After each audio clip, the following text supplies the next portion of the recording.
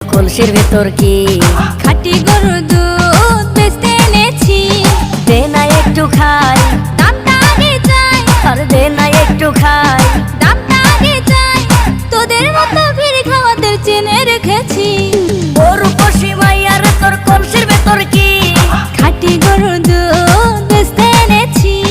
ও রূপসী মাইয়ার তোর কলসির ভেতর কি খাঁটি গরুর দুধ বেচতে এনেছি।